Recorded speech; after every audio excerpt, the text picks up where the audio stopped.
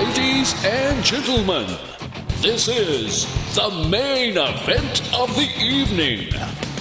And now, the champion, fighting out of Los Angeles, California. This man is a movie snob with a background in fighting and a lifelong addiction to all things superhero related. Presenting the reigning, defending, undisputed host of the show, the Iron Cube.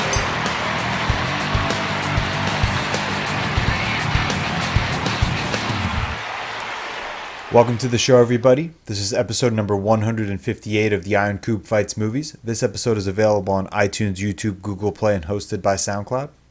I'm Keo, your host. With me on the show today are my co-hosts Emerson. Hey, what's going on? And Everett. Hey, what's up? This week, the team reviews Batman Returns, followed by movie, television, and video game news. I'm going to explain our rating system. On this show, we give the titles that we have watched a rating of win, draw, or loss. A win is a title that we would highly recommend, while a draw is a title we didn't love but recognize others may appreciate. A loss means we do not recommend the title. If you have not seen the review of the week and would like to avoid spoilers, check the show notes for the timestamp so you can still hear our news sections. Batman Returns. The monstrous Penguin, played by Danny DeVito, who lives in the sewers beneath Gotham, joins up with wicked, shock-headed businessman Max Shreck, played by Christopher Walken, to topple the Batman, Michael Keaton, once and for all. But when Shreck's timid assistant Selina Kyle, played by Michelle Pfeiffer, finds out, and Shreck tries to kill her, she is transformed into the sexy Catwoman. She teams up with the Penguin and Shreck to destroy Batman, but sparks fly unexpectedly when she confronts the caped crusader. Alright, Everett, you want to go first? You want me to go first? Okay. We're changing it this week? Okay. I'm going to give this movie a draw. I had seen this movie a while ago when I was a kid, so I didn't really remember that much about it other than like the main motifs, but there were a lot of parts I enjoyed, but it seems to have lost a lot of the darkness and, you know, like the mystery from the first movie. There were like a lot of overly sexual jokes, and like I can see how a studio would have trouble marketing this to younger kids, which I think is what they were going for. Christopher Walken was kind of strange, like felt like there wasn't enough Batman throughout the movie. And honestly, like I feel like the Arkham series on Xbox has kind of ruined the Penguin and Catwoman for me, because that's like my definitive versions of them. Like I like the Penguin better when he's a mobster. So he was kind of strange in this movie for me, but honestly, yeah, I give it a draw. I can't really say more without going into spoilers. All right, Emerson. I'll give this movie a win. I thought it continued with the vision that Tim Burton had. Kia, you always said Tim Burton has a vision of Gotham, a vision of Batman. I thought this continued with the vision. I thought it was a perfectly adequate sequel. I really love what they did with Catwoman in particular. I think this is an interesting take that we don't really see as much anymore. Maybe because it's sexist now, maybe not, but I actually really thought it was interesting. I thought the Penguin was interesting. I thought Shreck was kind of strange, but I was okay with having him there. I agree with Everett where there wasn't a ton of Batman, but I was okay with it because if we'd had more of that, I think it should have been rehashing too much of the first movie. So I give it a win. I think it builds on the motif. It builds on the feeling of the city. It still feels dark. It still feels oppressive, and it still seems pretty cool. All right. Yeah, I'm going to give it a win too. I think this is one of the best Christmas movies out there.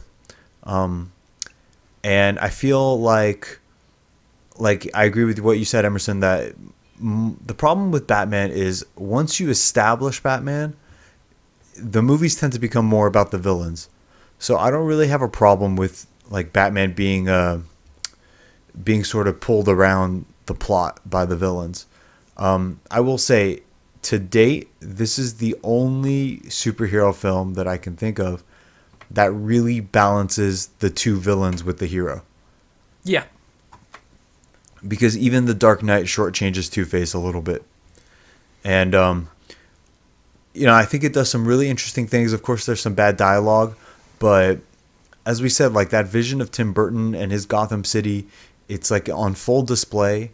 And the whole aesthetic and tone, you know, there's some fantastical elements, and even back then, I don't know, it was different even back then. So I give it a win. Let's go into spoilers.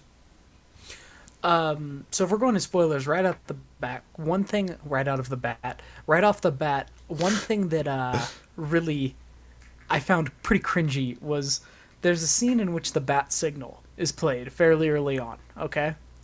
And Bruce Wayne has like little bat signal mirrors on the outside of his house, which like then reflect the light in. And that was a little much for me. This is one of the few nitpicks I'm going to bring up about the movie.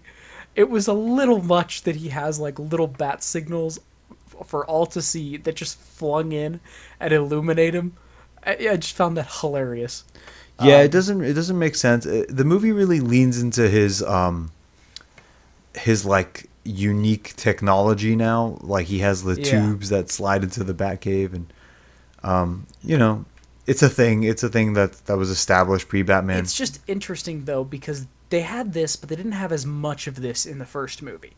Right. In the first movie, it was a little more about him just kind of beating you. And here it's a little more like, okay, he's the techie. And what's interesting is you can see how this becomes what we have today. Where with every Batman, he becomes a little more techie. Yeah.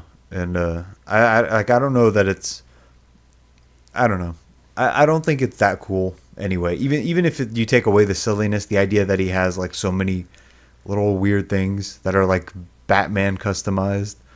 I don't know. Whatever. I was going to say... So a lot of things don't make sense, and I don't really care though. Like Shreck pushes Selina out of the window, and obviously you can, you know, let's just say she did die. You could tell some she questions. Yeah. Like there's a fucking broken window. But the reason why I don't care as much, and I think this might have been what you were getting at, was this almost feels like an episode. Like this is just the next episode. Batman's still here. New crap is happening, like there's a new problem. And also I kind of buy in the city of Gotham that in this Gotham especially, someone could be pushed out the window and no one would ask a question. The city is oppressive visually, it's dirty, there's this duality there between like the ultra rich and like the fact that on the outside the city looks like it's falling apart. Yeah you do get that sense, especially with the whole Penguin thing. And the fact that there's like a secret society under the sewers no one knows about. Yeah, and they're like emerging. But on Catwoman herself, this was a really interesting take on Catwoman. She was just insane. She was insane and deranged, just like how Batman is a little insane and deranged. And her suit was surprisingly disturbing, like with the suture marks where it's all like put together. Dude, it took the world by storm. Feel to it. Her claws. It does have the Burton feel to it. You're right, Everett. Actually, I see his hand a lot in this movie, especially in that opening scene when Penguin's parents are taking him up the bridge. That feels like something out of like The Corpse Bride or... The whole thing, the whole movie looks like a Burton thing. Oh, 100%. You can see it stamped, but especially with Catwoman with the sutures and with the claws, they look... Let me put it this way.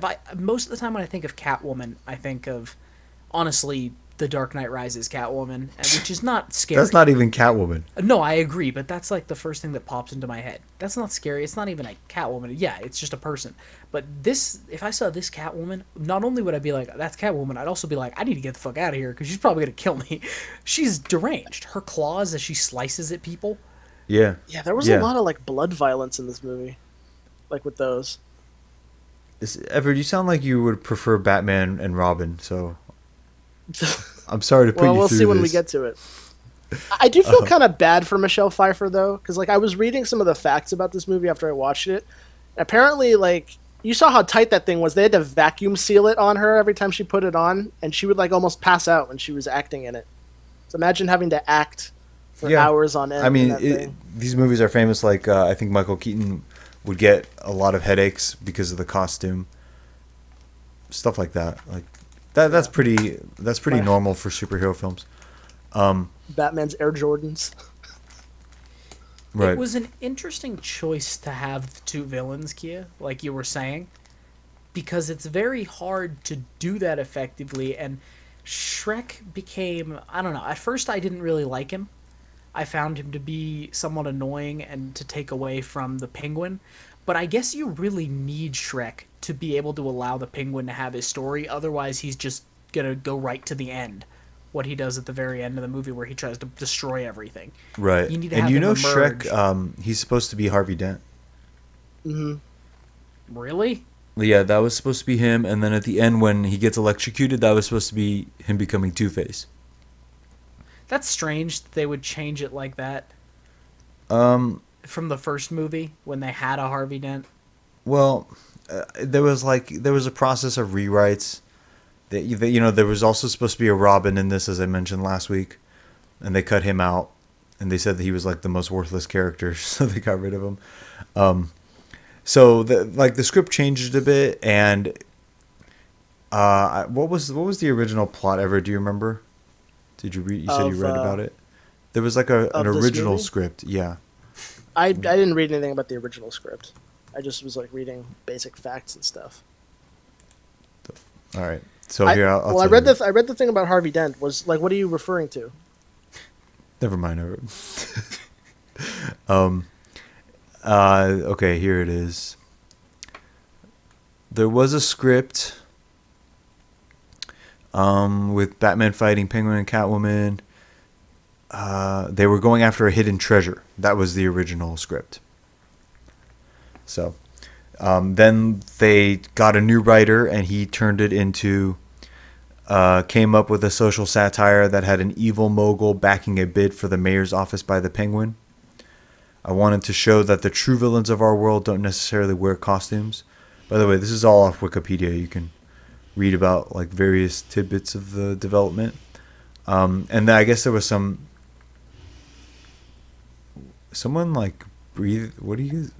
Do you guys hear that? That might be the blender in the other room. Oh. There was some TV show episodes from the 1966 show that had sort of similar plot. About Catwoman, they went back to the way comic books in general treat women, like fetish sexual fantasy. I wanted to start off just at the lowest point in society, a very beaten down secretary. Harvey Dent appeared in early drafts of the script, but was deleted. His disfiguring appearance of Two-Face would have appeared in the climax when Catwoman kisses him with a taser to the face, which was replaced with Max Shreck. Walters quoted, "Sam Hamm definitely planned that. I flirted with it, having Harvey start to come back and have one scene of him where he flips a coin and it's the good side of the coin, deciding not to do anything, so you had to wait till the next movie."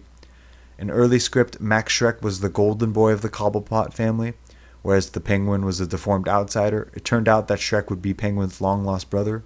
I kind of like that idea, actually.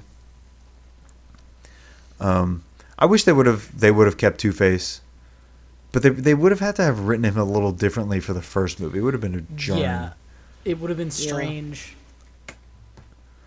There was also the idea of like Penguins, or the original script lacked a master plan, so they thought about maybe him freezing the city, but they ditched that and then brought it back for Batman and Robin. You don't say. Robin appeared in the script but was deleted because Waters felt the film had too many characters. Waters called Robin the most worthless character in the world, especially with Batman as the loner of loners. Robin started out as a juvenile gang leader who becomes an ally to Batman. Robin was later changed to a black teenage garage mechanic. That fits kind of more with the whole aesthetic. Waters explained, "He's wearing this old-fashioned garage mechanic uniform and it has an R on it. He drives the Batmobile, which I noticed they used in the third film." Marlon Wayans was cast.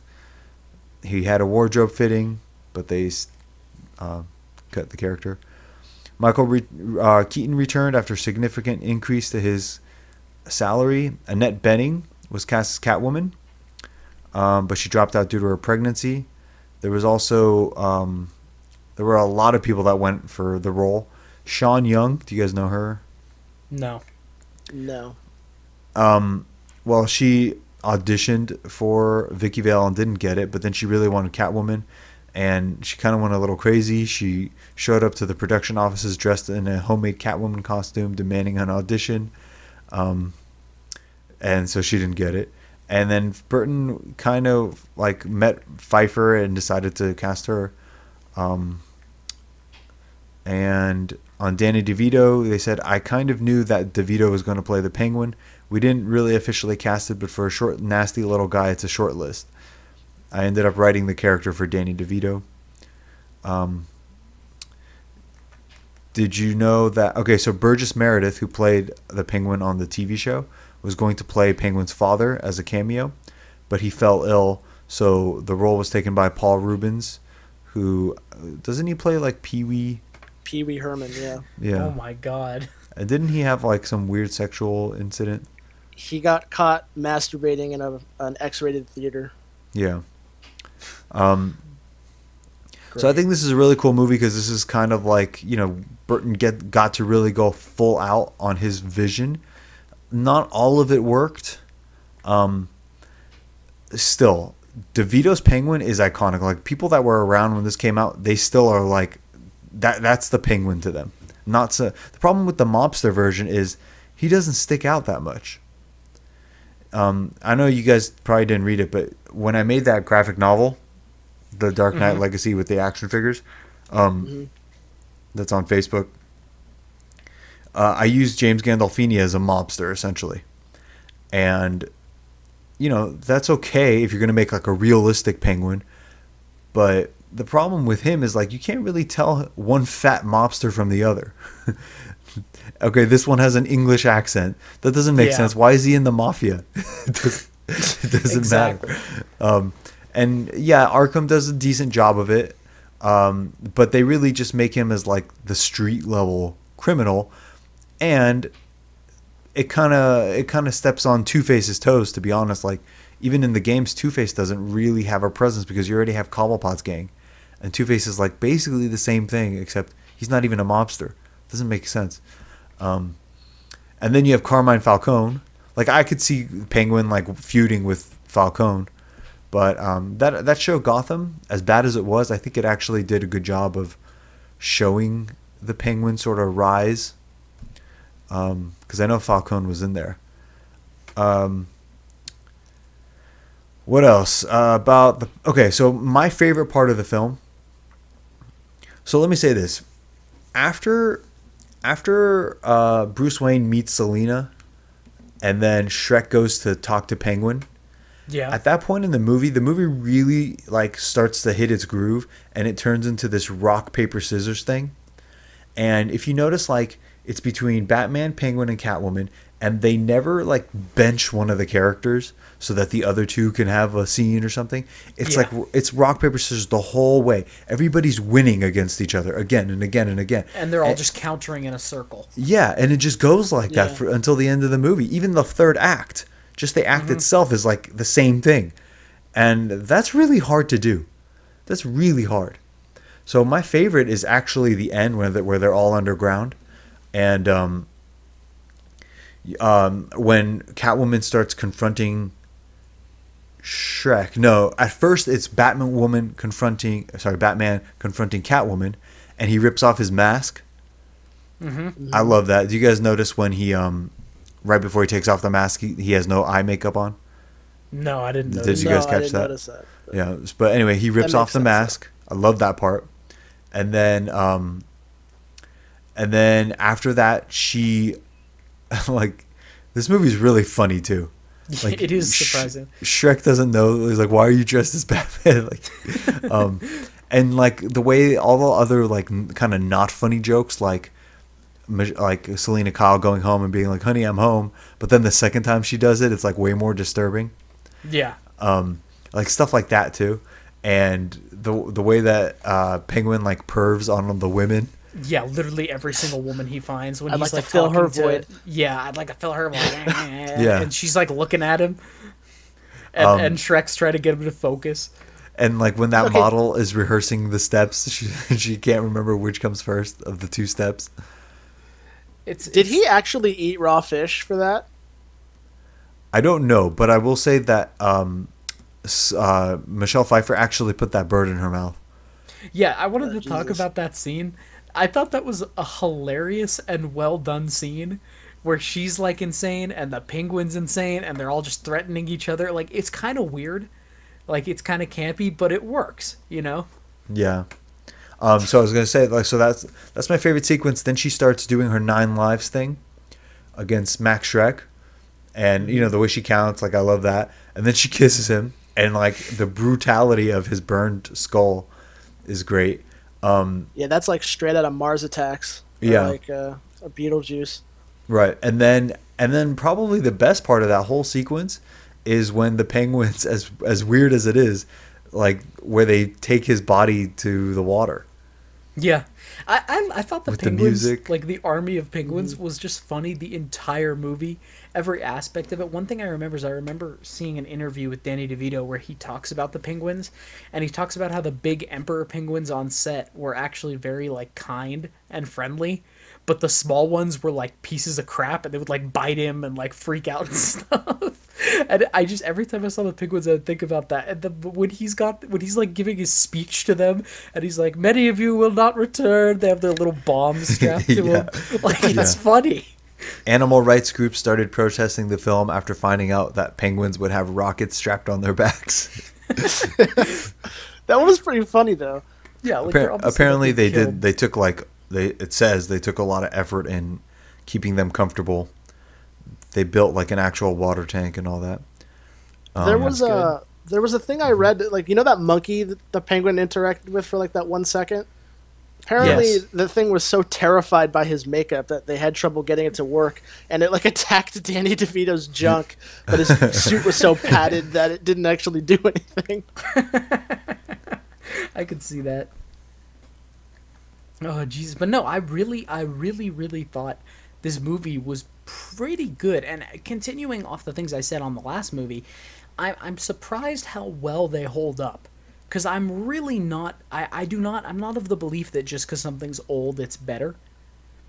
And obviously there are, you know, many great older movies, but I think sometimes it's easy to romanticize things in the past. But I'm surprised because I feel like these movies have somehow been lumped in with, like, Batman Returns and Batman Forever. What is it called? It's Batman Forever, right?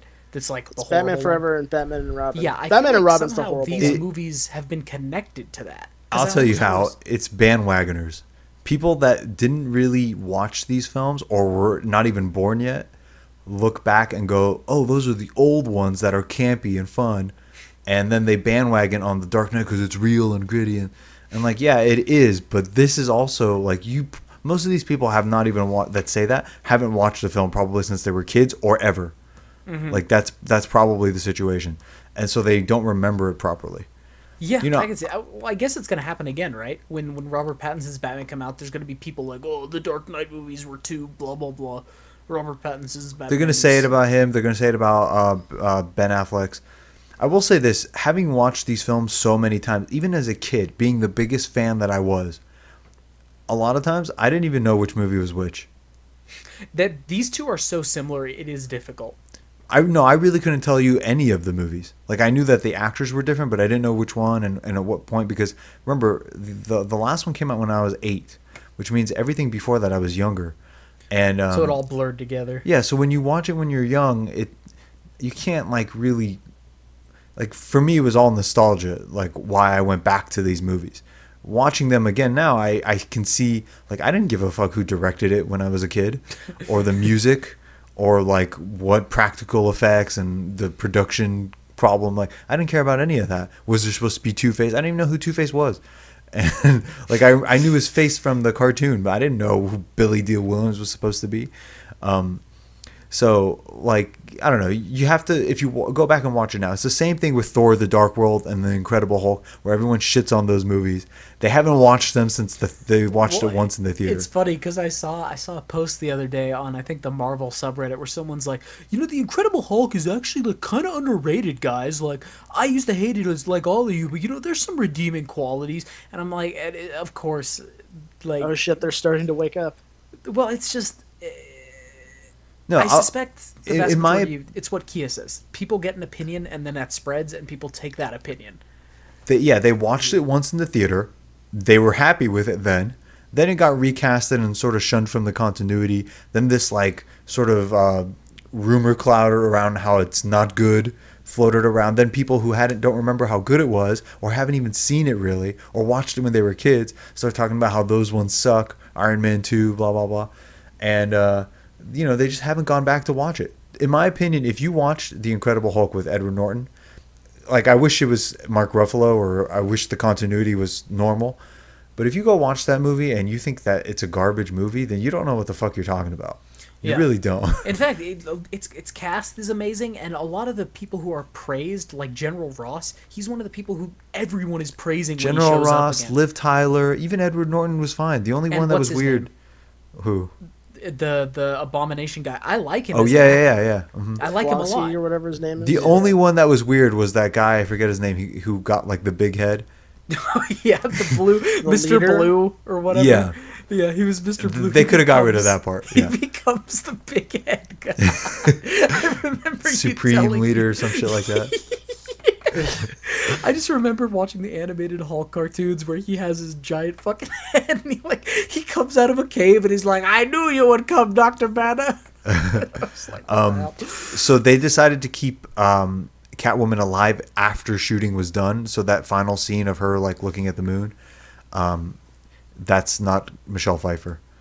But I will say I like that choice too. I like that she's out there. Yeah, it's a nice okay. twist to have at the end. I don't ever want to see her again, though. Let's be clear. No. Well, the thing is, though, these movies very much feel like, as I said, episodes. Like, this is what's going to happen. There's going to be, like, technical continuity. This movie's really only continuity with the first one is people know who Batman is. Batman has saved the city before. Batman's back. Okay, I don't know if that's entirely fair because that's how movies were back then. That's true, but what I'm saying is that with Batman in particular, and I think I know what you're saying because that's how movies were, but think about it. With superheroes, and especially Batman today, everything has to be part of we got to set up the sequel, we got to set up the prequel, we got to talk about where it is in time, let's reference this thing, like every single thing.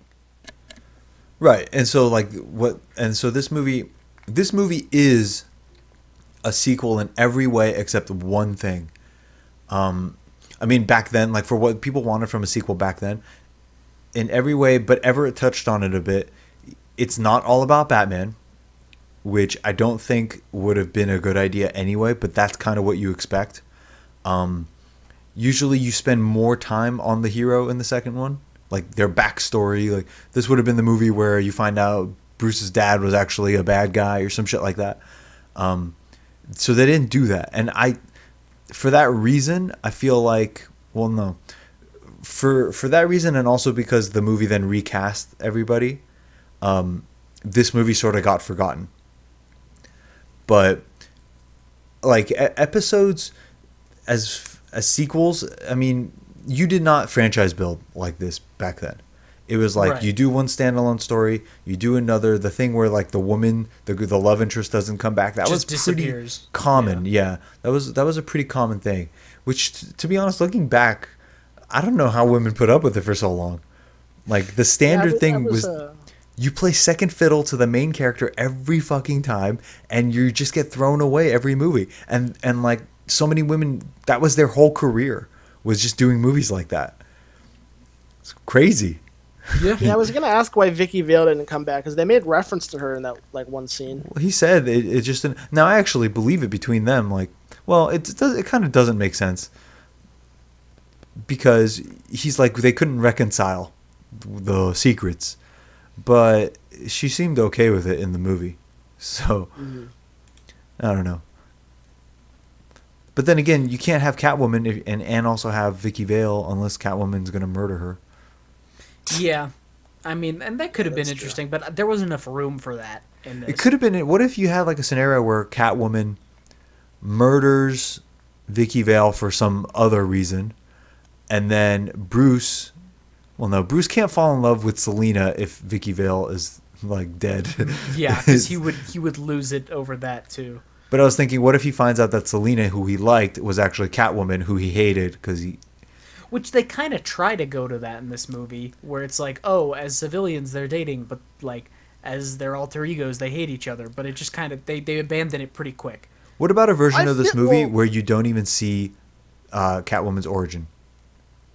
She just shows up. Like she I mean, just I wouldn't is mind that. Catwoman. I think that would have been probably better because definitely the weakest part of this was that like, well, it's not the weakest part. It makes sense, but she just breaks and goes nuts, and then like some cats try to eat her, and she like loses. It is controversial because on some level it works. Like I don't really care how she got her powers. I accept it.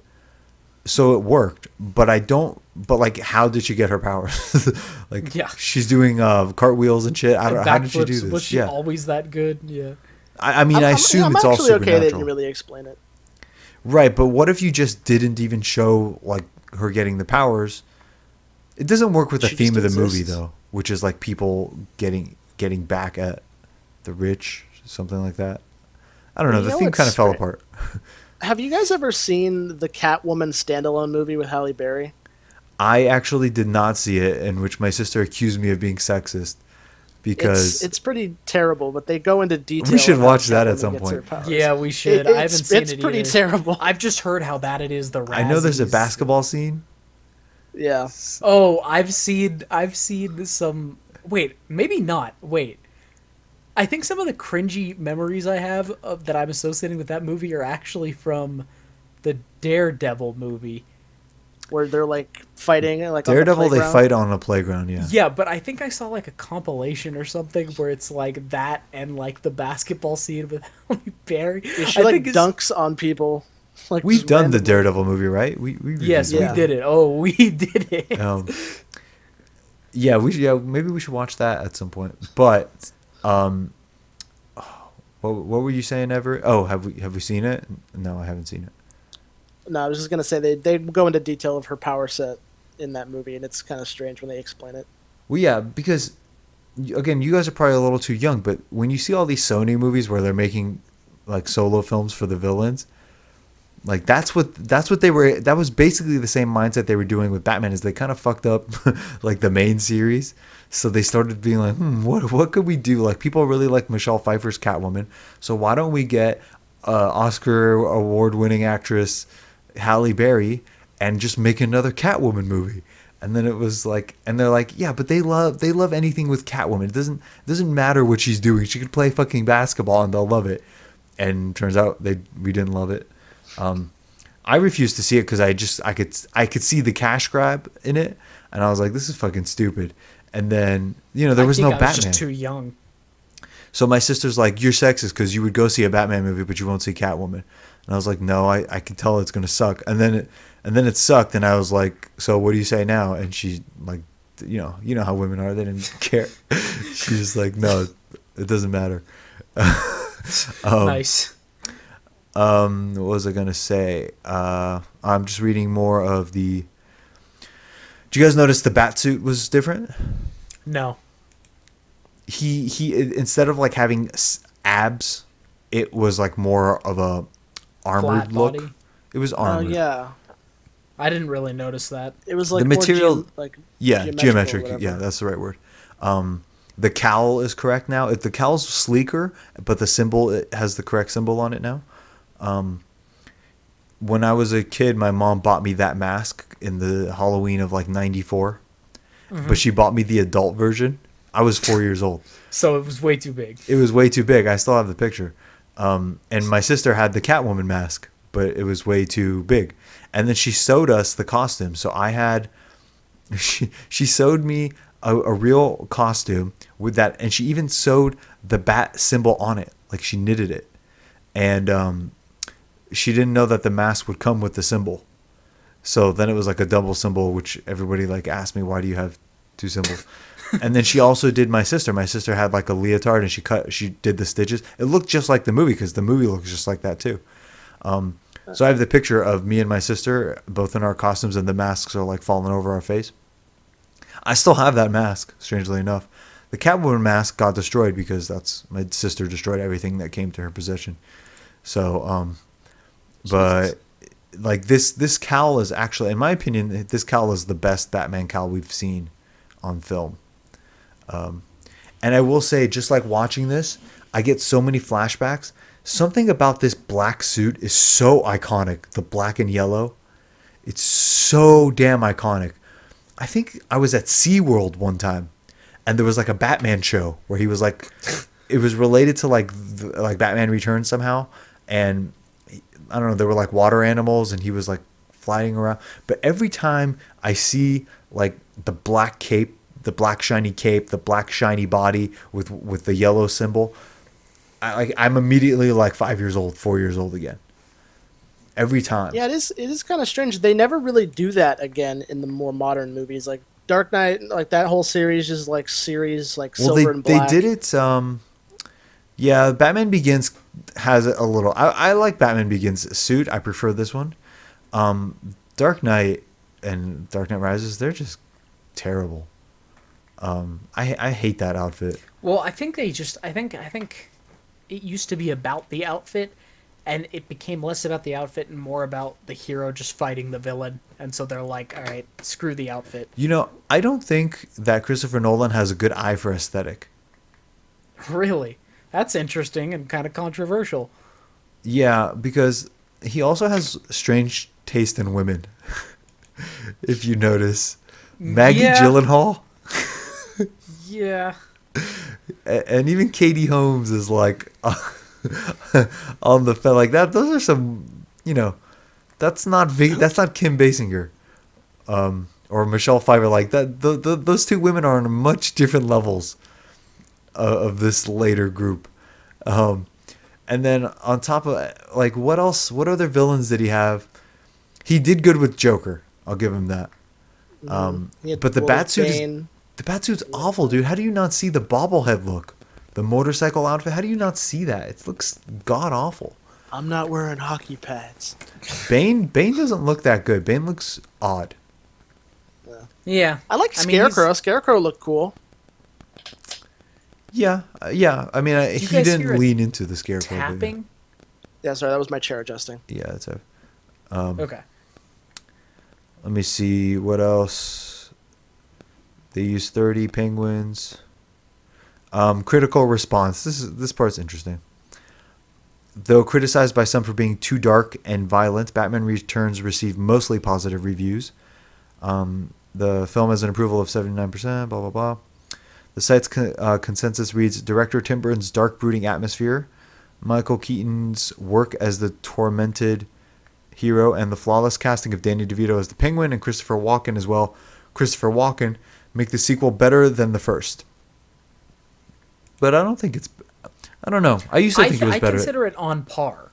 It's very close, yeah. It's a good sequel. And I have to say, for it being so close, that's something to be said in and of itself, because a lot of times, especially today, sequels are either much worse or occasionally they're better. But very rarely do you get a sequel that's roughly on the same caliber as the first movie.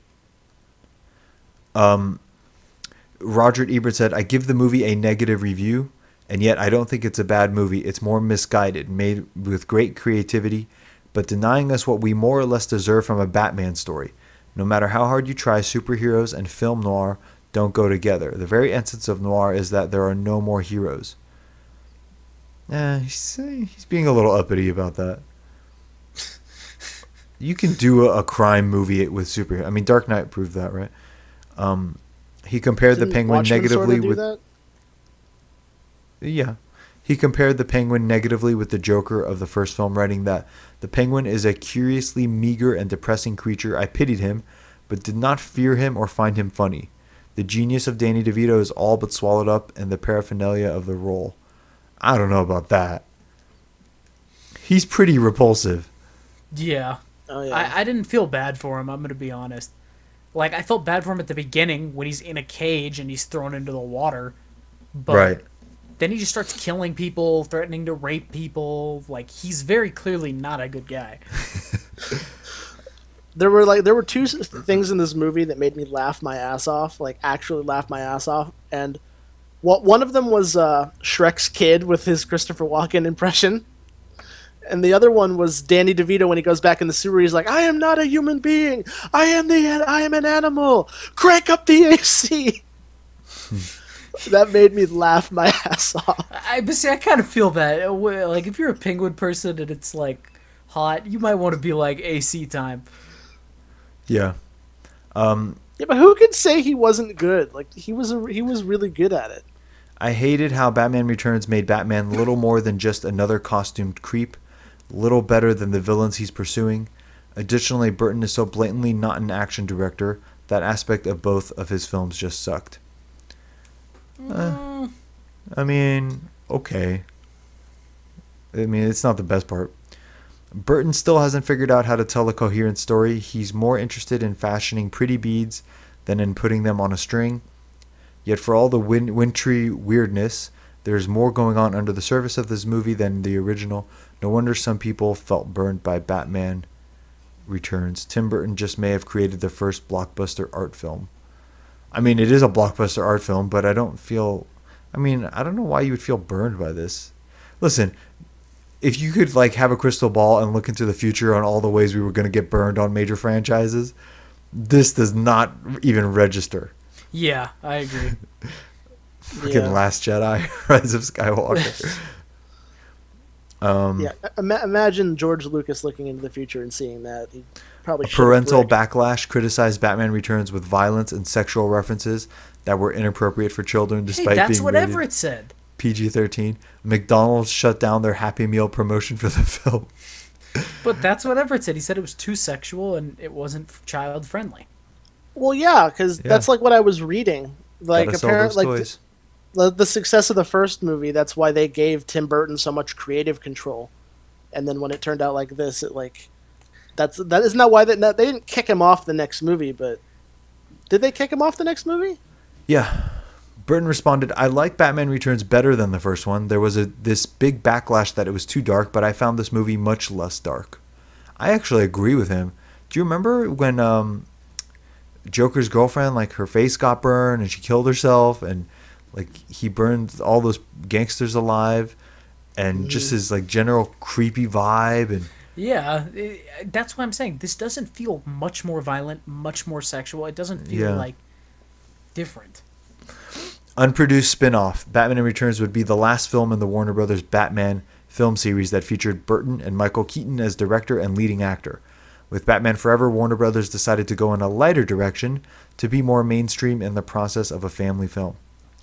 Burton had no interest in returning to a direct sequel, but was credited as producer. With Warner Brothers moving on development for Batman Forever, I like that title. In June 1993, a Catwoman spin-off was announced. Michelle Pfeiffer was to reprise her role, with the character not to appear in Forever because of her own spin-off. Burton became attached as director, while producer Denise Denovi and writer Daniel Waters also returned. In January 1994, Burton was unsure of his plans to direct Catwoman or an adaptation of The Fall of the House of Usher, or whatever. On June 6, 1995, Waters turned in his Catwoman script to Warner Brothers. The same day Batman Forever was released. Burton was still being courted to direct. Waters joked, "Turning it in the day Batman Forever opened may not have been my best logistical move, in that it's a celebration of the fun for the whole family Batman. Catwoman is definitely not a fun for the whole family script." In an August 1995 interview, Pfeiffer reiterated her interest in the spin-off, but explained her priorities would be challenged as a mother and commitments to other projects. The film labored in development hell for years, with Pfeiffer replaced by Ashley Judd. The film ended up becoming critically panned Catwoman in 2004, starring Halle Berry. Okay. There you go. The legend himself. So again, I think that this Batman universe needs to come back with a Batman Beyond with older Michael Keaton. I'd agree with that. And enough I time just has like passed. Batman Beyond. I think that could be a really cool story. And I think that's a great way to make a new Batman movie that's actually new and isn't just like, we'll try whatever. Right. Enough time has passed. It's time. The only reason that maybe DC would look into it now. Now they're doing stuff like Joker and like this new The Batman. But beforehand, they were so obsessed with trying to be Marvel and set up their universe. Right. All right. Do you guys have anything else? No. I think that covers this pretty well. You have a fight of the week, Emerson? So I do. It was difficult to get a fight of the week for this one because it is so similar to the first movie. So the only fight of the week I think of that could be unique and potentially very interesting was the Penguin attempts to run for mayor in this universe and fails at it spectacularly because the first thing he does is bite someone's nose off. Kia, if you were in charge of managing the Penguin's mayoral campaign against his opponent, who is Everette, how would you ensure the Penguin gets elected mayor of Gotham City? Okay, wait. Assuming Jesus, you're in charge of the campaign for Penguin. So you're yes, for Penguin. Everette is the opponent. He's the incumbent mayor. Like I'm currently mayor, or like I'm running against? You're currently mayor. You're currently mayor. Ah, okay. I mean, I would just ask certain questions, like, have you ever had any pets? Oh God. And we would like post pictures of like certain birds and just be like, haven't been seen. God. Jesus Christ! And then you have the Penguin with his birds right next to it. I might drag out a mother who might tell me, who might speak to us through her gerbil language about how her child gerbil I was like, what the fuck is this? Put in a microwave, maybe the Penguin could translate since he can like communicate with animals. She could tell us about her pain. Yeah, but then Everette would just reply by saying, but what about the fact that the Penguin insulted all the people of Gotham? Yeah, but like all you have to do is just keep bringing up the birds and Everette will get flustered. And then he'll like, no, you're not listening. And like, come on, we could do it. We could just, I think we could really like just keep hitting Everette in unique ways. Like just keep setting him up for more like bird discussion. And after a while, I feel like the people of Gotham just won't trust him anymore. Listen, if Donald Trump taught us anything, Donald Trump taught us anything is that you could mock people to their faces and they'll still vote for you. But I tell you what they won't stand for, which is cruelty against birds. Yeah, Kia, because you're a champion of bird rights, right? You and the birds. I did not have violent relations with that bird. Because you're a good friend of the birds, right, Kia? I mean, there is that. I mean, this is why this whole thing is ridiculous, because I would never help Penguin and be around those penguins. You don't like penguins? They're not even birds. They're flightless. Listen, birds, you have to draw the line somewhere. I can't like pick some birds and not others. What? But they're not like normal birds at all. They don't fly. They're like large mammals. They're like otters. Yeah. Instead, they. If any of them come near me, I'm kicking them in the stomach.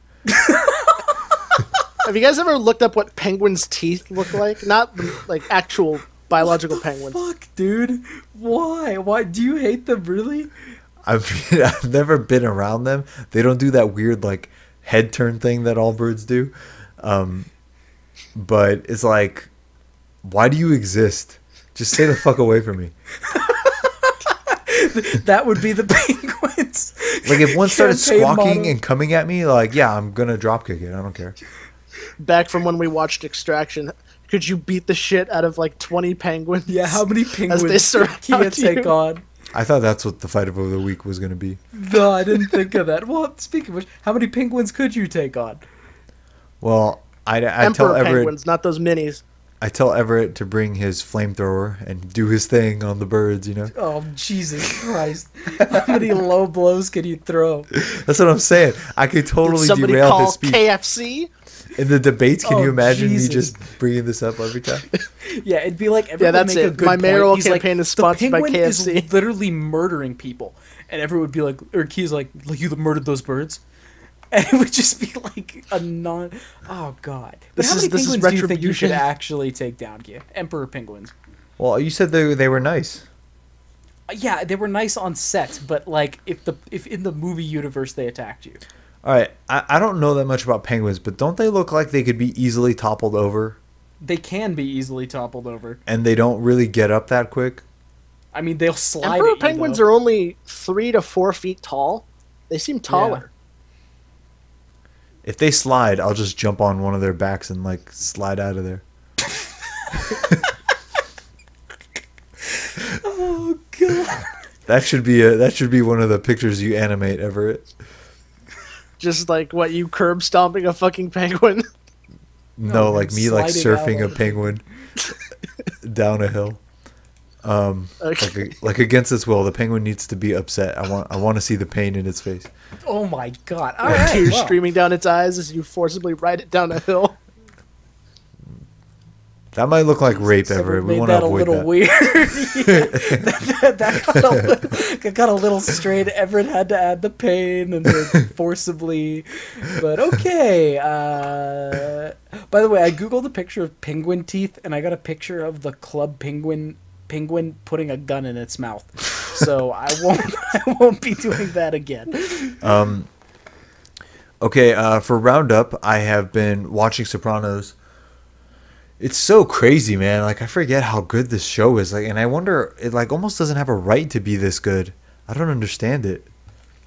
Like, how did they do this back then? You know, this is before like TV really. Like, there was popular TV, but you never really have like bad guys as the main characters, really. Right. When did it come out? It started in, I want to say, like 1999, ended in 2006. Yeah, I don't know. Like, I don't know. It's an interesting show for sure. Anyone got anything else? Well, so I just got to. I'm on the last episode before the end of season 3 of Game of Thrones. So I just had spoilers. If for some reason you're like me and haven't watched this fucking show, that was fucking brutal. That wedding. See, I knew about it. I knew about it because everyone talked about it, but I assumed the episode would be titled "The Red Wedding." What is it called? It wasn't. It's the song. What's the song of those people? Reigns of Castamere. Oh, the Reigns of Castamere. It's called the Reigns of Castamere because as the wedding was getting closer, I was thinking like, is this what they were talking about? Because I remember everyone talking about the Red Wedding, everyone dies. But I was like, well, the episode's not called the Red Wedding, so no. And I knew there was going to be another wedding eventually, so I was like, okay, this is fine. And then like it starts getting a little sus. Like Bolton's wearing mail. They lock the doors. They're playing the Reigns of Castamere, and I was like, okay, maybe. And then they fucking stab the pregnant woman. They stab her in the stomach, dude, and they just start murdering everybody. I was like, oh my fucking god. And then Arya watches it, or not watches it, but she has to sit through it again, basically. It's like first she gets her father beheaded while she's there, then she is right about to be with her family, and Rob and her mother are She just sees executed. though they cut the wolf's head off and put it on Rob's head. Yeah, they put it on Rob's Rob's body. fucking head. They crossed because when all the crossbowmen went outside, I was like, oh, Arya's gonna free the wolf and take the wolf with her. Not, they just fucking murk it. They murk the wolf too. I was like, Yeah. oh my god. Yeah. The Red Wedding is particularly fucked up. It is brutal, dude. It is. Yeah, brutal. the last time I watched it, I didn't even catch it, but yeah, like Bolton is humming the Castamere Yeah. song, and Yeah, well, he's humming, but also just like, God, everyone's such yeah, a doesn't piece the of band shit. play it? Yeah, the band plays it because what Yeah. happens is I was watching it and it's like normal and I was like, okay, whatever. And then they start playing it and Rob Stark's mom, Caitlin, is that her name? Catelyn like recognized the Reigns of Castamere and she's like, what the hell? And then she sees the doors close. And then like I was like, oh dear. And then it shifts to outside where Arya's seeing all the soldiers running into the castle as they're turning away the Hound. And I'm like, oh, you gotta be fucking kidding me. No. But, and then it but the shifts Blackfish escaped. back. Who is Blackfish? The Blackfish, okay. Because they said that and I was like, who is that? Catelyn's father was the guy that they like. Okay, there's Catelyn, and then there's Lord Edmure. Lord Edmure was Okay. the one who kept missing the arrow. Okay, yes, the At one the who got funeral? married to Frey's daughter. Yeah. The Blackfish is the uncle to them who made the shot. He got up Okay. and left before all that happened at the wedding. Okay, so he's still alive. He's All still right. out there. Yeah, Lord Edmure, if you watch The Crown, he was the new Prince Charles. He's also an Outlander. He's been in a lot of things. Now that I know his face, like he keeps popping up. Oh, well, I was gonna tell you. Oh, my favorite character behind Tywin is probably Walder Frey. Really? Every time he's on screen, it's like mesmerizing. Tywin is really good. I one of the scenes that I really just loved Tywin was- is a boss. Yeah, he is. Well, I like that quote where I think it's Tyrion who says 7 kingdoms united in fear of my father. Like that's where the What was the unity- last thing Tywin did in your? Okay, series? he goes to the meeting where Joffrey says he's gonna put Rob's head and like feed it to Sansa, and then Yeah. he sends the king to bed. Yeah. And he's like, it's time to go to The bed. king And he is tells, tired. Yeah, and he's like, Meister whatever, get Pycelle. some. Yeah, Meister Pycelle gets some. I hate him. Milk Nightshade. of the He's my poppy least or favorite something. No, he says go get some nightshade so the nightshade. king can sleep. And he's like, I'm not tired. And Tywin's just looking at him. And I was like, yeah. And well, what's interesting is he's hateable because he's kind of a dick, but he's also I don't hate him. so charismatic. I don't. Well, no, yeah. he's a bad guy. He's not like, oh, I'm a friendly I don't. hero. I think he's justified in what he's doing. From his position, yeah. But what I'm saying is like he's not. Let me put it this way: I wouldn't say he's meant to be the hero of the series. No, of course not. But No. it doesn't really matter he's because so smart and he's so powerful and he's so in control. And what makes him good is that he's not like Joffrey or even Cersei, where he's just kind of a dick to be a dick. He's like, I'm gonna do this, and we're gonna be in control. Yeah, the Lannisters all tend to do things that benefit Well, their one house thing I'm a little above all. disappointed of though is we didn't get to see any Siege of Casterly Rock. Because I was like, oh, okay, Rob's gonna go siege Casterly Rock. That should be interesting. But, right, you that know, never happened, right? No, well, he's dead now, so no. Right. No, because you do see Casterly Rock later. Okay, well, I haven't seen it yet. Yeah. Is that the same conversation where Tywin says, any man who says I am the king is no true king? Yeah, he says if you have to say you are the king, then you're no true king. Dude, he has another scene with Joffrey where Joffrey wants to move the meetings to like closer to him. Oh yeah, and he said you can have someone carry you if you need Yeah. to. Yeah. He's like, we can arrange to have you carried. Yeah. And then he's like, I walks haven't up- been counseled. And he's like, you're being counseled at this very Exactly. moment. Well, when he gets knighted after the Battle of the Blackwater, when he gets rewarded, he comes in on his horse. He's above the king when he comes in at that moment when he's on horseback. Yeah.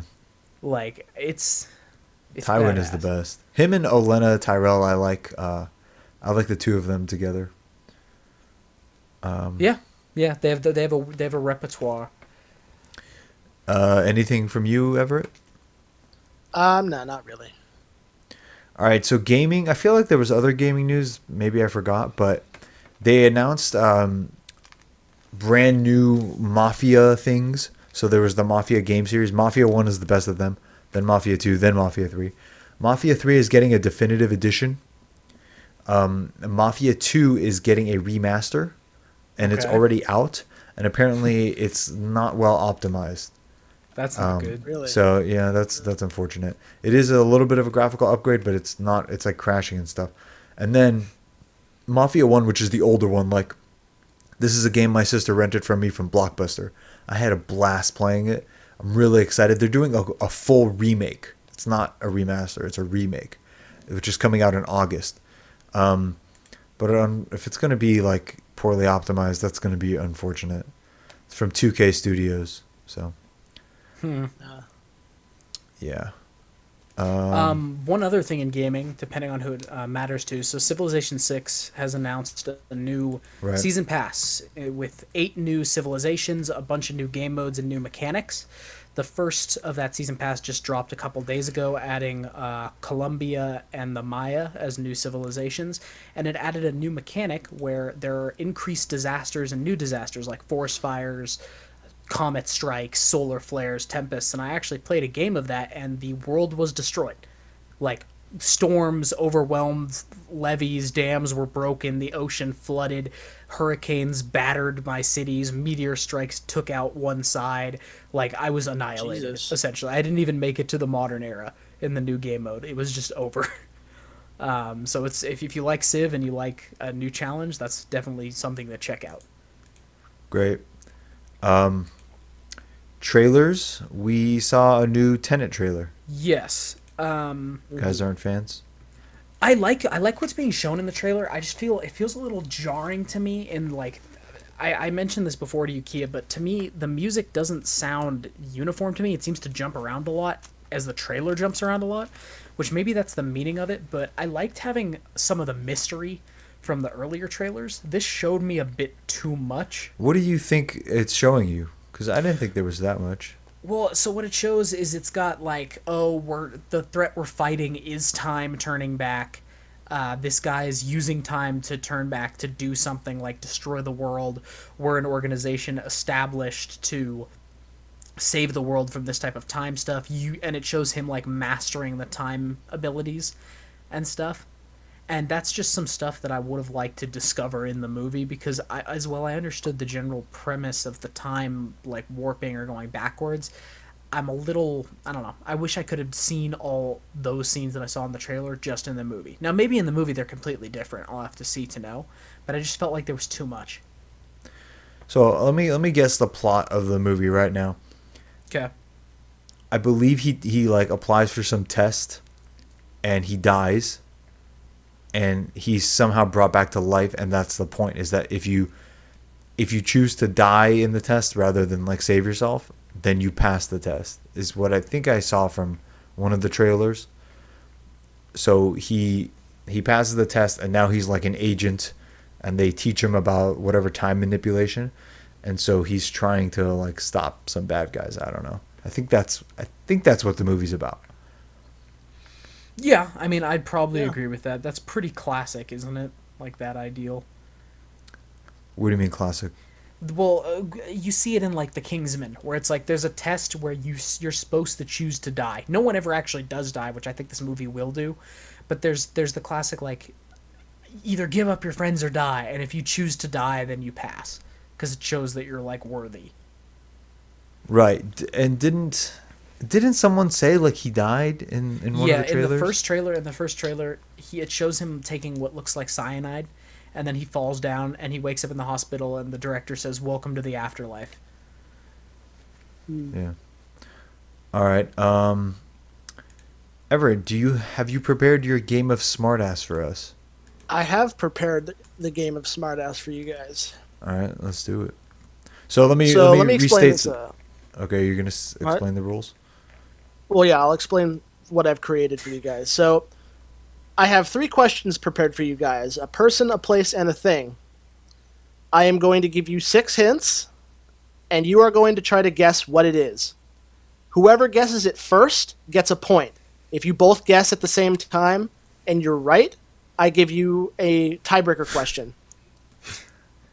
Does that make sense? And so, what are we guessing? Are we guessing a person, a movie? So I'm going to give you one by one. There's one of each. There's a person, a place, and a thing.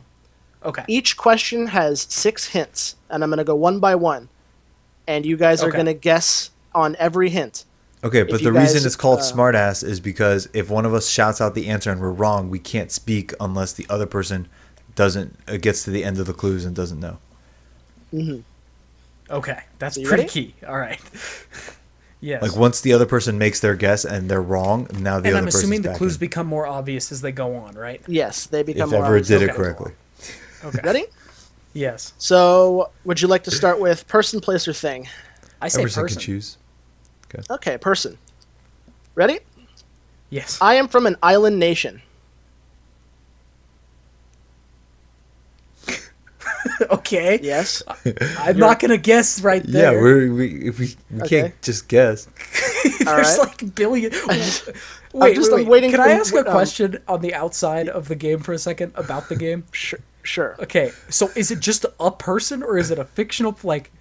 It's supposed to be movie related or like movie, television, and video game related. Yeah. Okay. It could be from anything. You have to guess from the hints. Wait, anything or movie, television, and video game? It's supposed to be stuff that we would know. Okay. Yeah, Okay. it's stuff that you would know. Okay. So, first hint was I'm from an island nation. Okay. Next hint, I grew up in an upper class life. Oh. Next hint is Yeah. I appear in the opening sequence of 2 separate shows. Okay. Okay, next hint is I battled the ruler of my homeland. Zuko? Nope. Fuck. Okay. Emerson, anything? No. Okay. Next hint. I am one of 8 characters whose death was shown on screen. Okay. Nothing? Okay. The final hint is by age 28, I was a fully realized avatar. Oh. Korra? No. What? I don't know then. By age 28? Aang? No. So, Kyoshi? so none of you know it? Did he say all the clues? Yeah, Yes. those were all the clues. Okay. All right. So you guys didn't get it? Well, hold on. Okay, so we're at the end of the clues, but neither of us got it. So you got to give us more clues. Well, I don't have any more clues. Well, what the fuck? You got to tell us. There's more. What color's their hair? Like, what the fuck are we talking about? Okay, fine. If I can think off the top of my head, I have gray hair. Roku? Roku, yeah. You got it first. Okay. We said it at the same time. Okay. No, that was good because I definitely thought I was on the right track, but yeah. Okay. Okay. So that was person. Would you like place or thing next? Kia, your choice. Place. Okay, place. Hint 1. I am a base of operations. I have been destroyed at least one time. I have never appeared in a live-action film. I possess an advanced teleportation system to travel from the Earth to orbit. My binary fusion cannon was hijacked and caused a massive amount of damage to a suburban area. Oh, the Watchtower. Yep, correct. The Justice League Watchtower? Yeah, Justice League Watchtower. Justice League Watchtower. Good work, Everett. I was thinking, but I didn't know what it was called. Good work. Huh. Okay, so the final one is a thing. Ready? Yeah. I emit plasma surrounded by a containment field. My early prototype required a battery pack. I am Arc traditionally Nope. Fuck. Emerson, anything? No. Okay. I am traditionally built custom by my user. I utilize a focusing crystal that can vary in rarity. Oh, fuck. I can cut through metal, rock, and skin with relative ease. A lightsaber. I am an... yes, Emerson got it. Damn it.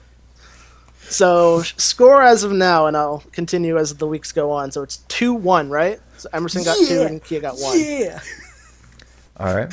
Cool. Dude, I really got fucked on the Avatar question. I'm so... Kia, wait, who did I say? Korra? Wait, she comes from an island, doesn't she? I don't know. Wait, she never battled her... She comes from the... Yeah, whatever, fuck it. She comes from the north or whatever. Yeah, that was fun. Okay. Yeah, that was good. I like that. We have really one giant piece of news for the news. So the Snyder Cut is going to happen. The Snyder Cut of Justice League. So I'm personally excited for this because I want to see like what he was going to do. I'm not saying it's going to be good. I just want to know what he would have done. But as I read more about it, I kind of forgot certain things. Like, did you guys know that he had cast a Green Lantern? Not really. I knew that they had a Green Lantern. I heard there was a Green Lantern, but who did he cast? He cast this guy. It was a Hal Jordan looking guy. I don't really know the actor, but there was I came across Reddit. There was like someone linked a video of the guy talking about his scene where he was like a military guy and he was fighting. He was in a scene with a hero fighting a villain, and he was there, and he was saying that his whole part of the story had been cut out. It was like 30 minutes. It was related to Superman and the black suit, and people were speculating that this guy is Hal Jordan, and the person that he was fighting, the villain, was Black Suit Superman, and one of the heroes was fighting. So who knows? They're spending almost $30 million to bring this movie, like to finish it, and it's going to be on HBO. Yeah, interesting. This is crazy. I'm really excited just to see creatively how this works out. I'm excited to see it too, but part of the reason I'm excited is I can't imagine it lives up to the hype though. I really can't though, because for so long we've heard, but the Snyder Cut does this, the Snyder Cut. I can't imagine that it. I don't know, because do you think it will? Well, it might, because it's 4 hours long. You got to remember, he might have time to actually make his bizarre ideas work, like he did with the other version. 4 hours long. The BVS, remember the extended cut? Yeah. Yeah. After you watch it, you're like, okay, this actually makes sense now. Why the fuck did he make it the other? They had removed parts that actually were integral or whatever the fuck. Integral, yeah. Integral, so he's got 4 hours. It's going to be jam packed. Also, people are going to be feeling nostalgic for this now, because it's like that version of Justice League is gone, right? It's not. It's gone and it's not coming back. So now we're going back, and so people will be excited just about that, and it'll feel familiar. And then not only are you back, but it's better. It's got to be better because the original version, the one we saw in theaters, that thing was clearly an abomination. Like nothing against Joss Whedon, but it just wasn't. It wasn't what it was supposed to be. Like you could see it. It's just a fucking mess. Ooh man, this is gonna be cool. And if there is a Green Lantern, we have to wait though. Yeah, I wish it was ready right now. If there is a Green Lantern, like I hope there's gonna be action figures. Like I want that. I look at my Justice League thing right now, and I'm like, it's missing a Green Lantern. Well, Kia, me and you discussed this a little bit. Dude, he always does this, where he has this like absurd cut that would never make it into theaters. Yeah, he needs to stop that. Even going back as far as like Dawn of the Dead, he has an extended cut. He has like just make the damn, I don't know. Yeah, it worked for Watchmen. Like Watchmen, the full cut is like the definitive version of Watchmen. But was the full cut the one that came out in Yeah, theaters? but you can't. Yeah, and everyone shit on him. They're like, oh, it's not the way it's supposed to be. Blah blah blah. You watch Watchmen, the full version, and it's fucking great. They could get rid of the black whatever stuff, that comic thing. You know what is it called? The guys have the same names or whatever. He's like a pirate or something. Shipwreck. What's it called? Black something. I don't know, but they could get rid. They could cut that out of the movie. They could even cut it out of the book, to be completely honest with you. But yeah, that movie, I wouldn't mind watching that at some point. All right, so I have a bunch of news related to that, so I'm gonna go through it. So Zack Snyder is back at work on this. Just makes me wonder what he's been up to in the meantime. By the way, but he's showing Orion Lee as Ryan Choi, aka the Atom. So the Atom was in Justice League. I don't know if he was. It shows him as a Star Lab scientist, and he's Asian. I don't know. Yeah, we're not. I don't think he actually was going to show up as the Atom, but so it's an Easter egg. So that's in the movie. Zack Snyder comments on Feora. Is there a chance to survive in the Phantom Zone with no suit on? I feel like possibly. It would be cool to imagine Feora could return. She's probably my favorite part of Man of Steel.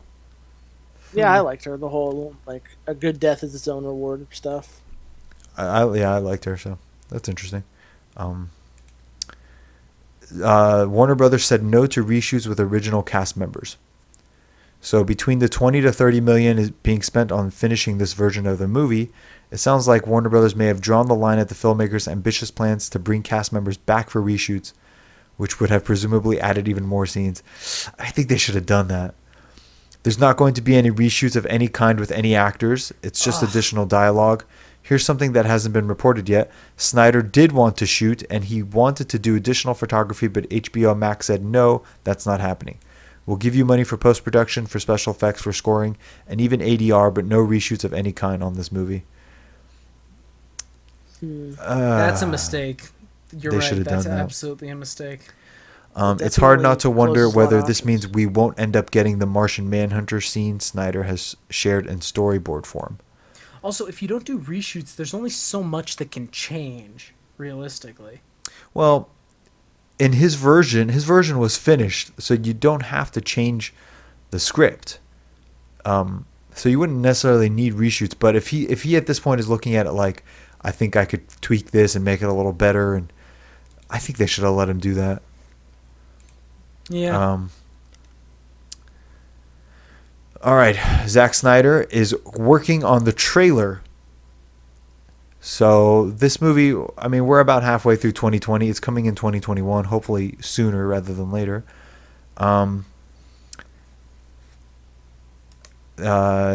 He's saying that the trailer is on its way. Okay. So, I mean, hopefully we can see that in the next couple of weeks. I wonder what he would drop in the trailer. Right, because if I'm going to be honest, if he doesn't have some, like, he should take the opportunity to give us something truly new in the trailer. Right. Otherwise, without giving most of it away. Well, yeah, obviously without giving most of it away, but would you want to see just a Justice League trailer that looks basically like any of the other ones we saw? No, yeah. No. I wonder if they're going to use the same song. It needs to have something that's like, oh shit. Maybe even Darkseid. Honestly, give us like a small scene of Darkseid. You need to give us something. I love Darkseid. You need to give us something. You need to give something to build hype. I don't care what it is, but Kia's excited, right? And I'm excited, and Everett's excited. But will the average person care when they hear, oh, hey, there's the new Justice League by, like, the original director coming out, and they see a trailer and it's just the same stuff? They'll probably be like, this is garbage. Right. I saw a lot of stuff on social media about people, like, having strong opinions about whether or not this movie should be, like, made. And I'm like, why the fuck do you care? You don't have to watch it. Like, how can you have a strong opinion on this? Just watch it or don't watch it. Who cares that it's happening? If you don't want to watch it, don't watch it. I think, well, yeah, but the modern day is a lot about, like, if I'm not interested in something, it shouldn't exist. Yeah, like people typing paragraphs. It's like this version of the Justice League is already dead.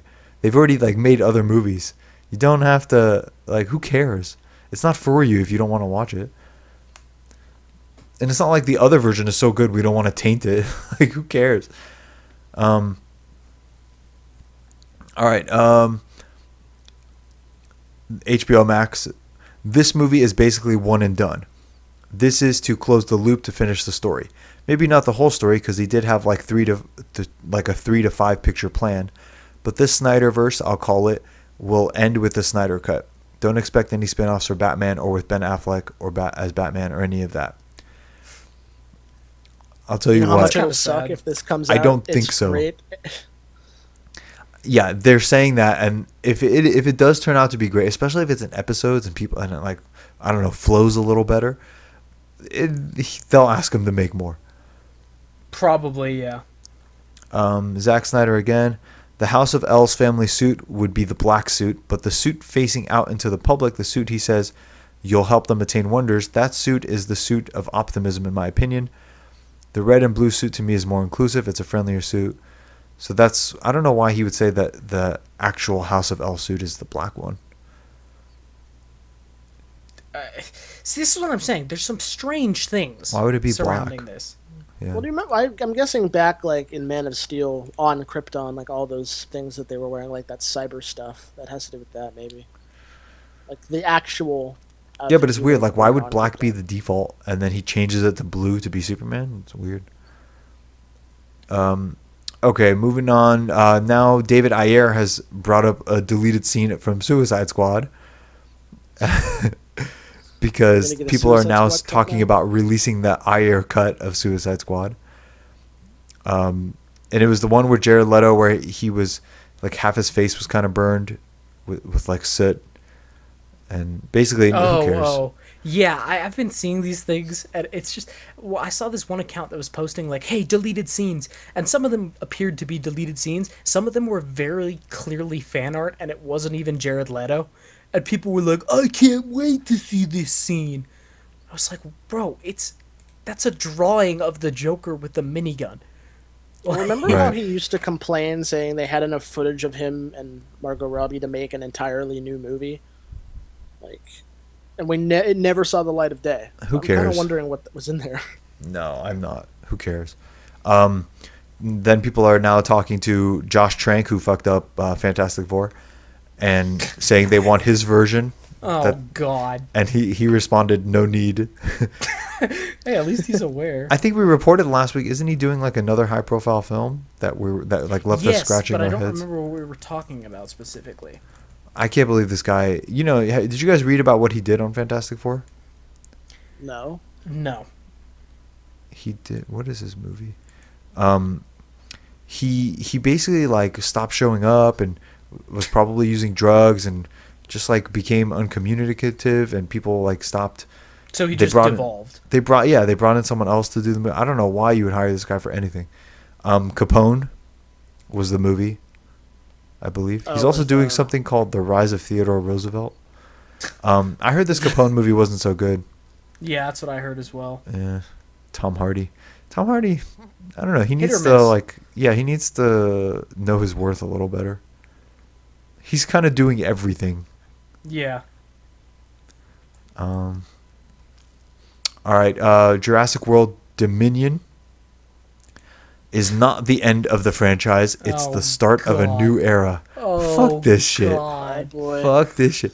The dinosaurs are now on the mainland amongst us, and they will be for quite some time.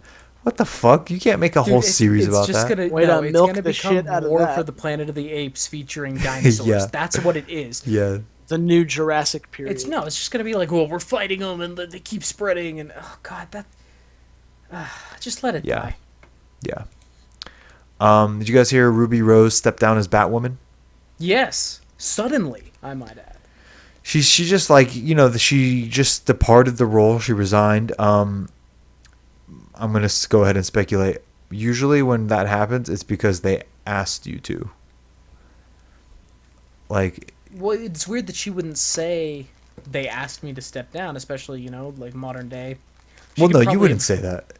I mean, are you sure? Because I bet I don't know. Seems like I'm a strong You wouldn't say they actor. asked me to stop acting.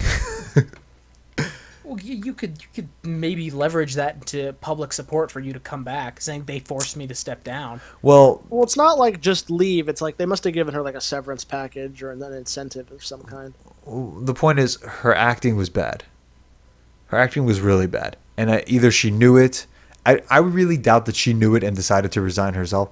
People were probably like, we're not really happy. There's probably a lot of discussions. And then they decided like, you know what, we don't think it's working out. And so they gave her the opportunity to resign rather than like fire her from the show. So she can save it. Like that's pretty common in business. You just don't see it. Like I didn't watch the show, but I know she's not a good actress based on Orange is the New Black. So I wonder how is one of you like eating food or something? No. No. Did you hear that crinkling? I hear the crinkling. I don't know where it is though. Oh, weird. Oh, there's a plastic bag underneath my chair. Sorry. I wonder if she was just so bad that they got rid of her. Has anyone here seen the show? No, but I heard that the writing is terrible, and I heard that she's also terrible. The writing's always terrible in those shows, though. Like, always. Yeah. So, yeah, I thought that was interesting. I wish they would actually, instead of, like, doing these stupid long seasons, I wish they could actually get some real thing going with this DC stuff. Like, because they have all these crossovers, the ability to do all this, it's under one management. But if you just have to have better writing, and you don't have to stop writing for like 45 minutes. Yeah. Well, the other problem is that it's very evident from what I remember watching Arrow that they have no uniform plan. So each season kind of like starts and ends on its own. They just bring people back, and there's large portions of the middle of the season where nothing happens. Yeah. Because they have to do all these episodes. It's one of the things I've noticed about Game of Thrones. Pretty much every episode thus far, something very significant and that advances the plot and that is interesting happens in every single episode. And you compare that to something like Arrow, where you could probably cut out 50% of the season and you would still it's the same story. True. And to be fair, they are adapting a giant book, so they're actually like, it's more of a process of cutting things out rather than adding things in. That's true, but like, come on, 22 episodes a season for a guy with a bow and arrow? No, yeah, it's a true. little much. Because the problem is when they sign up for the show, this outdated system of like how many we always do 23 episodes. That's what we like. We like your show, 23 episodes. It's like, wait a second, do we really want 23 episodes of this guy firing an arrow? Doesn't make sense. I've said this before and I'll say it again, but that's half a year of one new episode a week. Can you imagine half a year of watching Arrow and be like, I can't wait to see what's on next week? I know. And then they did it again. They brought Flash, and then they brought Gotham, even though Gotham was not CW, but the other thing. It's the equivalent. And then Batwoman and Supergirl. And they're doing it again with the show called Stargirl. Yeah, and everybody just eats it up because it's superhero stuff. And so they make enough money to not learn their lesson every single time.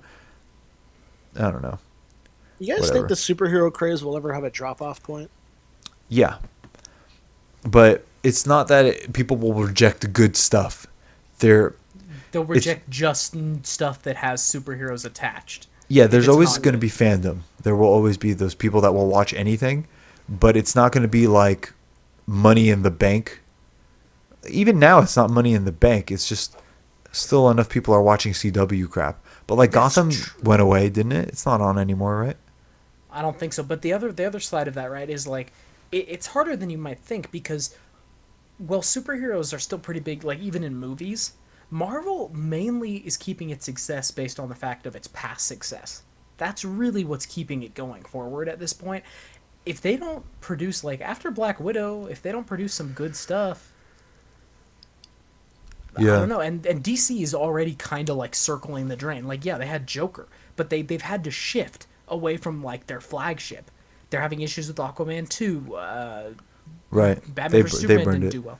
I think what's going to happen is there's eventually going to be so much superhero stuff that the bad stuff just won't get watched.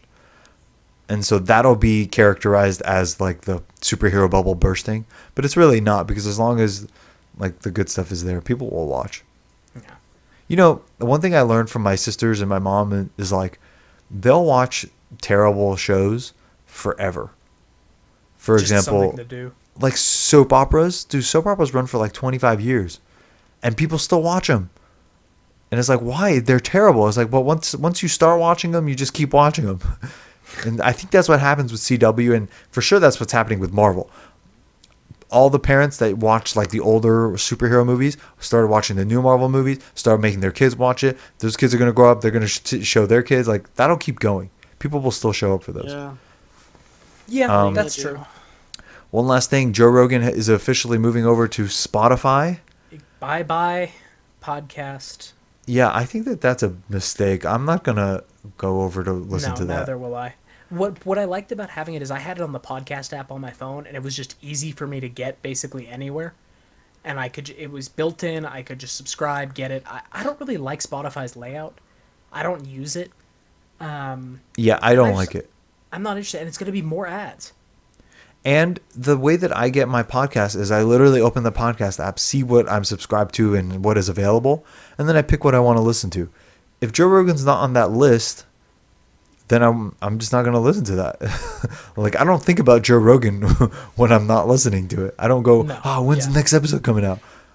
Yeah, it's some only people if, do. Like, if I see someone post like, "Hey, blah blah blah was on the show," then I'll check it out because I want to hear what he has to say. But even now, it's like, okay, well, maybe I'll just go to the subreddit, and like look at the comments. Hot takes. Yeah, because I'm not going to Spotify. Like, I don't care.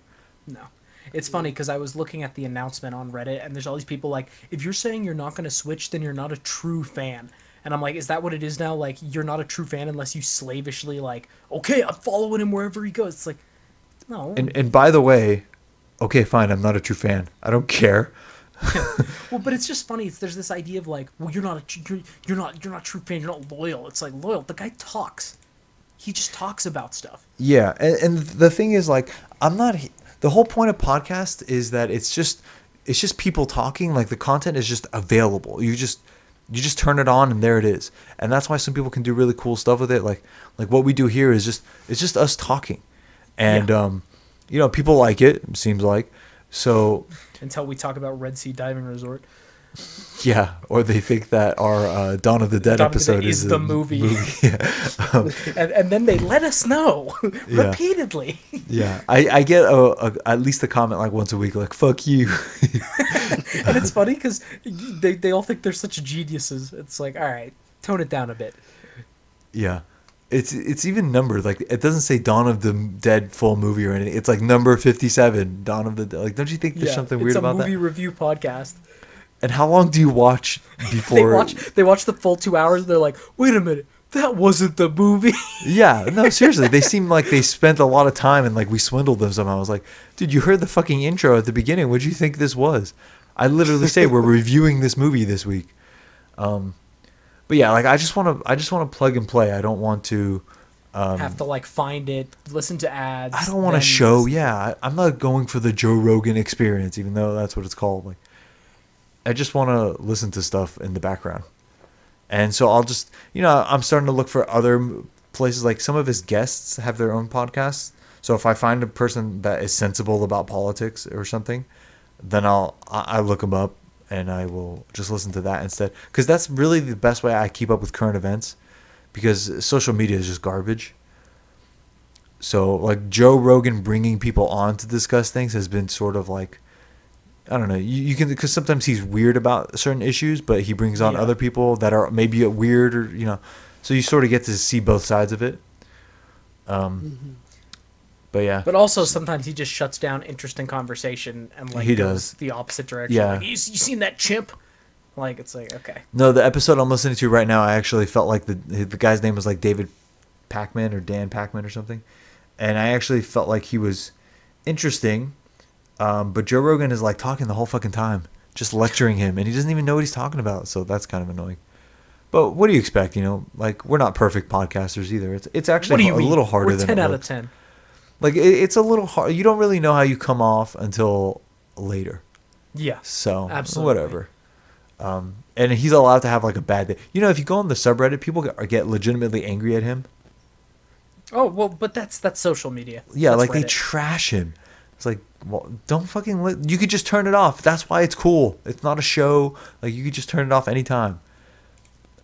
Just like us. And now we will be turning ourselves off. For your viewing pleasure. Do you guys want to do Batman Forever next week, or? I mean, what Yeah, else? Do you want to do that'd be something nice. else? I don't know of anything else that's out. So. All right, then let's do Batman Forever for sure. Yeah.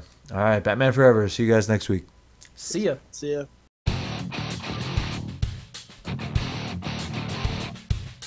Thank you for listening to the Iron Coop Fights Movies. If you enjoyed the show, please be sure to like, share, subscribe, and most importantly, review our podcast on iTunes so that we can spread the show around.